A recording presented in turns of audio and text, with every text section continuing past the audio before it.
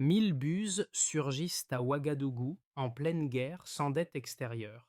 Là où beaucoup voyaient un pays contraint à l'aide internationale, le Burkina Faso finance seul un projet massif avec l'or et le coton, renversant les attentes habituelles. Mais qu'est-ce que cela change vraiment pour les citoyens et jusqu'où Ibrahim Traoré peut-il aller avec ce pari économique risqué? Si ce modèle tient, il pourrait redessiner les règles africaines de la souveraineté. Cette analyse s'engage à aller au-delà de l'effet d'annonce et à examiner ce que révèle réellement le projet des 1000 bus pour le Burkina Faso. L'idée centrale est de comprendre les limites réelles d'une souveraineté économique sans dette. L'initiative ne concerne pas uniquement les transports urbains. Elle touche elle touche au choix budgétaire, à la gestion des ressources naturelles et à la capacité d'un État en crise sécuritaire à agir seul. En investissant l'or et le coton dans une infrastructure visible, le pouvoir expose sa stratégie à un jugement immédiat, quotidien, mesurable par les citoyens. L'enjeu est donc double. D'un côté, prouver qu'un financement interne peut produire des résultats concrets sans passer par des bailleurs extérieurs. De l'autre, accepter que la moindre défaillance devienne un argument contre toute ambition d'autonomie économique. Derrière les bus qui circulent, une question plus large s'impose. Ce choix renforce-t-il durablement l'État ou fragilise-t-il son équilibre face aux chocs futurs? En quelques mois, plus de 80 millions de dollars ont été mobilisés, sans dette extérieure, pour un seul programme urbain. Cette somme, engagée en pleine guerre interne, a immédiatement placé le projet des 1000 bus au centre de l'attention internationale. Ce chiffre ne renvoie pas seulement à une capacité de financement. Il signale une rupture méthodologique dans la manière dont le Burkina Faso tente d'agir sur son économie réelle. Le projet ne surgit pas dans un vide politique ou social. Il s'inscrit dans un contexte marqué par l'insécurité persistante, la pression terroriste et une méfiance ancienne envers les modèles de développement fondés sur l'endettement extérieur. Depuis des décennies, les grandes infrastructures africaines ont souvent dépendu de prêts conditionnés, exposant les États à des contraintes budgétaires durables. Ici, le choix est inverse. Réinvestir directement les revenus tirés de l'or et du coton dans une infrastructure visible, immédiatement testable par la population. Sous l'impulsion d'Ibrahim Traoré, le projet est présenté comme un test grandeur nature de souveraineté économique. L'objectif affiché n'est pas seulement de faire rouler des bus, mais de démontrer qu'un État peut transformer ses ressources internes en services publics fonctionnels, même dans un environnement instable. Cette ambition repose sur deux piliers centraux: la maîtrise locale de la chaîne de production et une transparence budgétaire assumée. Chaque dépense liée au projet a été auditée et rendue publique, une pratique encore rare à cette échelle. Très tôt, les effets symboliques ont dépassé le cadre du transport. Le chantier a réactivé des ateliers, mobilisé des compétences locales et replacé la question du contrôle économique au cœur du débat national. Les citoyens ne jugent plus une politique sur des promesses lointaines, mais sur une expérience concrète qui se déroule sous leurs yeux. Cette mini-révélation ouvre une interrogation plus profonde. Si un tel projet est possible dans ces conditions, quelles autres limites considérées comme immuables pourraient, à leur tour, être contestées? Pour saisir la portée concrète du projet, il faut quitter les annonces nationales et observer ceux qui en assurent la traduction quotidienne. Dans les ateliers réaménagés de Ouagadougou, des chefs d'équipe techniques sont devenus des figures centrales. Leur rôle dépasse l'assemblage mécanique. Ils coordonnent la formation, contrôlent la qualité et transmettent des compétences jusque-là absentes du tissu industriel local. L'un d'eux décrit un basculement rapide. Des jeunes, sans qualification stable, passent, en quelques semaines, à des tâches spécialisées, mesurables, reconnues. Un autre relais se trouve sur les lignes urbaines. Les conducteurs, souvent issus d'anciens réseaux informels, découvrent un cadre structuré. Horaires fixes, itinéraires visibles, maintenance planifiée. Cette normalisation modifie le rapport des usagers au temps et à l'espace urbain. Une employée du secteur tertiaire explique que ces trajets sont devenus prévisibles, réduisant les retards chroniques qui fragilisaient son emploi. Ce changement, discret mais répété chaque jour, crée une confiance nouvelle envers un service public longtemps perçu comme défaillant. Ces effets précoces ne sont pas présentés comme des réussites définitives. Ils servent de signaux. Ils indiquent que la chaîne décisionnelle, du sommet de l'État jusqu'au dernier arrêt de bus, fonctionne sans rupture majeure. La figure d'Ibrahim Traoré apparaît alors moins comme un symbole lointain que comme l'initiateur d'un cadre où d'autres acteurs peuvent agir, apprendre et corriger. Le projet se lie ainsi à hauteur humaine. Il ne promet pas une transformation abstraite, mais expose une série d'ajustements observables, immédiatement évalués par ceux qui les vivent. En clair, une politique n'existe que lorsqu'elle modifie réellement les gestes quotidiens. Tout commence par une décision qui rompt avec les routines établies. Au lieu de rechercher des financements extérieurs, le pouvoir choisit d'activer des ressources internes déjà disponibles, mais rarement mobilisées à cette échelle. Sous l'autorité d'Ibrahim Traoré, les revenus issus de l'or et du coton sont redirigés vers un objectif unique et visible: créer un réseau de transport urbain structuré à partir de 1000 bus. Cette activation initiale est rapide, presque brutale, car elle intervient dans un contexte sécuritaire tendu, où chaque dépense publique est scrutée. La première phase se joue dans les dépôts et les ateliers de Ouagadougou. Les infrastructures existantes sont réorganisées, parfois en urgence. Des pièces arrivent, les chaînes d'assemblage sont mises en place, les premiers essais techniques débutent. À ce stade, l'incertitude domine. Les équipes locales doivent apprendre en faisant, corriger des erreurs, absorber une pression constante liée au délai et à l'exposition politique du projet. Chaque retard devient un signal négatif potentiel, chaque réussite partielle un argument en faveur de la méthode choisie. La montée en puissance marque le cœur du processus. Progressivement, la production gagne en rythme. Les bus sortent des ateliers, les conducteurs sont formés, les lignes sont dessinées puis affichées publiquement. La ville commence à changer de visage. Là où dominaient des minibus vétustes et des trajets imprévisibles, apparaissent des horaires réguliers et des itinéraires lisibles. Les usagers, d'abord sceptiques, testent le système, l'évaluent, l'adoptent par nécessité autant que par curiosité. Cette phase correspond au moment où le projet cesse d'être une promesse pour devenir un service. Le point culminant survient lorsque les effets cessent d'être isolés. Les quartiers périphériques, longtemps marginalisés, sont progressivement connectés au centre-ville. Les flux de travailleurs et d'étudiants se fluidifient.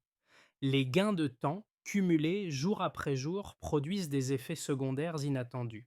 Meilleure ponctualité, accès élargi à certains emplois, réorganisation des activités commerciales autour des nouveaux axes de transport. Le projet dépasse alors son objectif initial et agit comme un levier systémique. Viennent ensuite les répercussions. Elles ne sont ni toutes positives ni immédiatement stabilisées. La visibilité du programme attire des attentes élevées. Toute panne, toute ligne saturée, toute difficulté de maintenance devient un sujet de discussion publique. En parallèle, la création de milliers d'emplois directs et indirects dans l'assemblage, la maintenance et la gestion du réseau modifient l'équilibre du marché du travail local.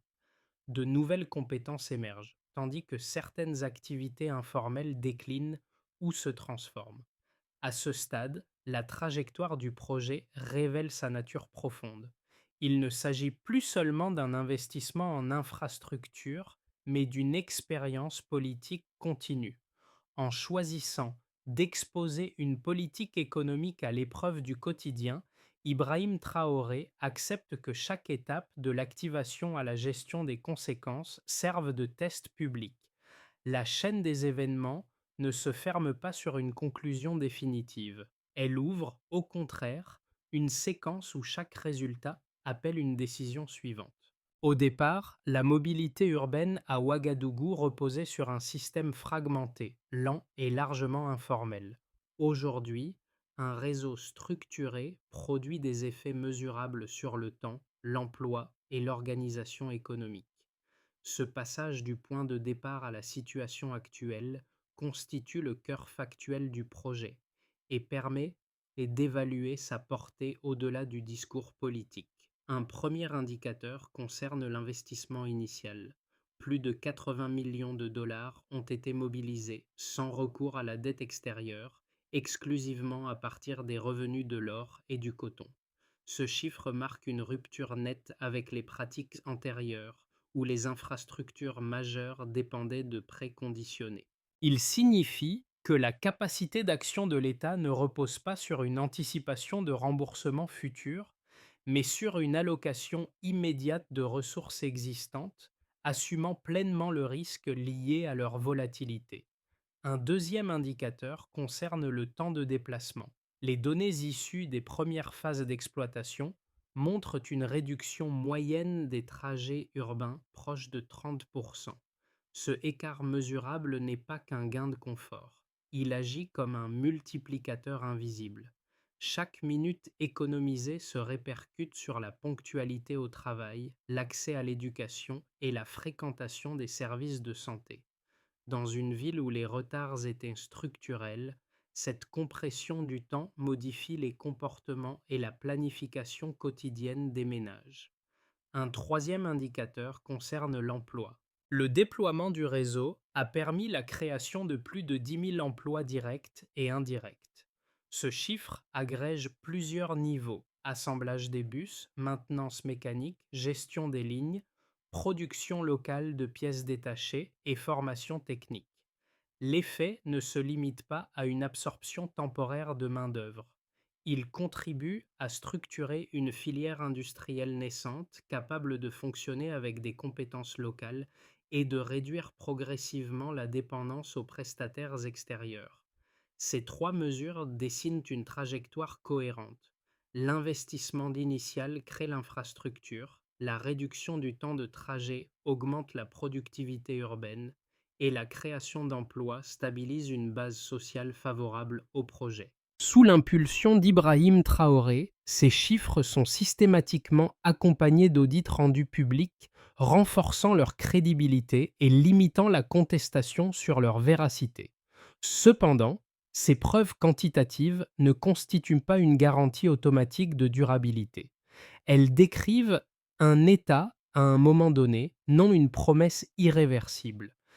La dépendance à deux ressources primaires expose le modèle à des chocs exogènes. Une baisse prolongée des prix de l'or ou du coton affecterait directement la capacité de maintenance et de renouvellement du parc. Ainsi, les chiffres remplissent une double fonction. Ils attestent d'un changement réel par rapport au point de départ, tout en rappelant la fragilité de l'équilibre atteint. Le projet ne se défend pas par des intentions, mais par des écarts mesurables observables, constamment soumis à l'épreuve du temps. Le projet des 1000 bus a rapidement cristallisé un débat net, organisé autour de deux lectures contradictoires de sa viabilité. Ces positions ne relèvent pas d'un simple désaccord idéologique. Elles s'appuient sur des hypothèses économiques distinctes et sur des interprétations divergentes du risque. Le premier argument, formulé par de nombreux analystes externes, concerne la dépendance à l'or et au coton. Selon eux, fonder une infrastructure publique majeure sur deux matières premières volatiles expose le pays à un effet de ciseaux dangereux. Une chute brutale des prix mondiaux réduirait immédiatement les recettes disponibles, compromettant l'entretien de la flotte et le renouvellement des équipements. Dans un contexte sécuritaire instable, cette fragilité financière pourrait amplifier les déséquilibres budgétaires et forcer l'État à arbitrer entre transport, sécurité et services sociaux. Pour ces critiques, l'absence de dette ne supprime pas le risque, elle le déplace vers une vulnérabilité directe au marché. L'argument inverse défendu par les partisans du projet, repose sur la structure même de sa gouvernance. Il souligne que la transparence systématique des flux financiers et la publication régulière des audits réduisent considérablement les marges de dérive. Contrairement à des programmes financés par emprunt, où les coûts réels apparaissent parfois tardivement, le modèle adopté impose une discipline immédiate. De plus, la mobilisation de ressources internes est perçue comme un levier stratégique. Elle démontre qu'un État peut agir sans attendre des conditions extérieures favorables. La réponse factuelle à ces critiques s'appuie sur les premières données observées. La montée en compétences locales, avec la formation de milliers de techniciens, tend à réduire progressivement les coûts de maintenance. La production locale de certaines pièces limite l'exposition aux chaînes d'approvisionnement internationales. Ces éléments n'annulent pas le risque de volatilité, mais ils en amortissent les effets potentiels. Sous la direction d'Ibrahim Traoré, le projet ne prétend pas éliminer l'incertitude. Il la rend visible, mesurable et, dans une certaine mesure, gouvernable. Le débat ne se résout donc pas par une opposition binaire entre audace et imprudence. Il met en lumière une question plus profonde. Vaut-il mieux subir passivement des contraintes extérieures ou tester en conditions réelles une capacité d'action autonome? Le point de bascule apparaît lorsque l'initiative cesse d'être évaluée uniquement comme une politique de transport. À ce stade, les 1000 bus deviennent un instrument de réorganisation économique locale. Le changement décisif ne réside pas dans le nombre de véhicules en circulation, mais dans la manière dont ils structurent désormais des chaînes d'activité complètes, de la formation à la maintenance, de la planification urbaine à l'emploi. Cette révélation modifie la lecture du projet. Jusqu'ici, la question dominante portait sur la capacité à financer sans dette. Désormais, l'enjeu se déplace vers la capacité à gouverner un système complexe dans la durée. Les ateliers ne sont plus de simples lieux d'assemblage. Ils fonctionnent comme des pôles de compétences. Les lignes de bus ne sont plus des trajets isolés. Elles redessinent les flux économiques de la capitale. Le transport devient une ossature autour de laquelle d'autres activités s'alignent. Dans cette phase, Ibrahim Traoré n'apparaît plus seulement comme l'initiateur d'un pari audacieux, mais comme l'arbitre d'un écosystème en construction.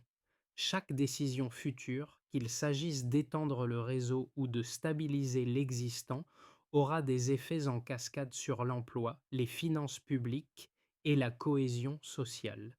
Le projet franchit ainsi un seuil critique. Il ne peut plus être jugé uniquement sur son lancement. Il doit désormais être évalué sur sa capacité à tenir, à s'adapter et à absorber les chocs sans perdre sa logique fondatrice. Les effets du projet se lisent différemment selon les acteurs concernés, révélant une redistribution progressive des coûts et des bénéfices. L'analyse par groupe permet de mesurer l'impact réel au-delà des moyennes globales. Pour l'État et les institutions publiques, le réseau de bus constitue d'abord un test de crédibilité. La capacité à financer, déployer et maintenir une infrastructure sans dette extérieure renforce l'autorité budgétaire et politique. Les audits publics associés au projet réduisent les soupçons de captation des ressources et instaurent une norme de transparence rarement appliquée à ce niveau. En contrepartie, l'État s'expose davantage. Toute défaillance devient immédiatement visible et l'absence de prêteurs extérieurs signifie aussi l'absence de filet financier en cas de choc. Sous la conduite d'Ibrahim Traoré, cette exposition est assumée comme le prix à payer pour une autonomie décisionnelle accrue. Pour les entreprises et l'économie locale, les conséquences sont principalement indirectes, mais structurantes. La réduction des temps de trajet facilite la circulation de la main-d'œuvre et améliore la ponctualité, deux facteurs clés pour la productivité urbaine. Les ateliers de maintenance et de production génèrent une demande nouvelle en pièces, services logistiques et compétences techniques. Des petites entreprises émergent autour de ces besoins, tandis que certaines activités informelles liées à l'ancien système de transport déclinent ou se reconvertissent. Le tissu économique devient plus lisible, mais aussi plus dépendant de la continuité du réseau. Pour les citoyens et les ménages, l'impact est immédiatement perceptible. Des trajets plus courts et plus prévisibles modifient l'organisation quotidienne. L'accès à l'éducation et aux soins devient plus régulier, en particulier pour les habitants des quartiers périphériques. Le gain de temps se traduit par une réduction du stress et une meilleure conciliation entre travail et vie familiale. Toutefois, cette amélioration crée aussi des attentes nouvelles. La population devient plus exigeante vis-à-vis de la qualité du service, transformant le transport public en indicateur permanent de la performance de l'État. Pour l'équilibre régional et symbolique, enfin, le projet dépasse les frontières de Ouagadougou. Il est observé comme un signal envoyé à d'autres pays confrontés à des contraintes similaires. Le modèle attire l'attention non parce qu'il garantit un succès reproductible, mais parce qu'il démontre une capacité à agir sans recourir immédiatement à l'endettement. Cette visibilité renforce le poids politique du Burkina Faso dans certains débats africains sur la souveraineté économique, tout en exposant le pays à une lecture critique accrue en cas de revers. Ces quatre niveaux montrent que le projet ne produit pas un bénéfice uniforme. Il redistribue les responsabilités, les attentes et les risques. La réussite ne se mesurera donc pas uniquement à la circulation des bus, mais à la capacité collective à gérer les conséquences différenciées qu'ils ont mises en mouvement. L'évolution du projet des 1000 bus au cours des 6 à 12 prochains mois dépendra moins de son lancement que de sa capacité d'ajustement. À ce stade, trois trajectoires Slowicture plausibles se dessinent, chacune fondée sur des combinaisons différentes de facteurs économiques, politiques et opérationnels. Une première trajectoire plausible est celle d'une stabilisation prudente. Dans cette configuration, le réseau reste concentré sur Ouagadougou.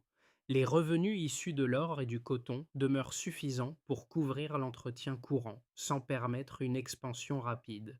Les autorités privilégient l'optimisation, amélioration des horaires, maintenance plus efficace, formation continue des équipes existantes. Le système fonctionne, mais sous tension permanente. Chaque variation des prix des matières premières impose des ajustements budgétaires rapides. Le projet conserve sa valeur symbolique, tout en restant fragile et étroitement surveillé par l'opinion publique. Une deuxième trajectoire plausible est celle d'une extension maîtrisée. Ici, plusieurs conditions favorables se conjuguent. Les cours de l'or et du coton se maintiennent à des niveaux stables, tandis que la gestion opérationnelle gagne en maturité. Fort de cette marge de manœuvre, l'État décide d'étendre progressivement le modèle à d'autres villes majeures. De nouveaux ateliers sont ouverts, les formations s'intensifient et une filière industrielle plus large commence à émerger. Le projet change alors d'échelle et devient un levier de développement national. Cette trajectoire attire l'attention de partenaires extérieurs, non comme bailleurs de fonds, mais comme observateurs intéressés par un modèle alternatif de financement public. Une troisième trajectoire plausible est celle de pression et d'un repli. Dans le scénario le plus contraignant, une chute des prix des matières premières ou une dégradation sécuritaire accrue réduit fortement les ressources disponibles. Les coûts de maintenance augmentent, certaines lignes deviennent difficiles à exploiter et des arbitrages douloureux s'imposent. Le réseau pourrait être partiellement réduit, alimentant les critiques sur la soutenabilité du modèle. La confiance des usagers s'érode et le projet, sans s'effondrer totalement, entre dans une phase défensive. Ces scénarios ne sont pas des prédictions, mais des cadres de lecture. Ils soulignent une idée centrale.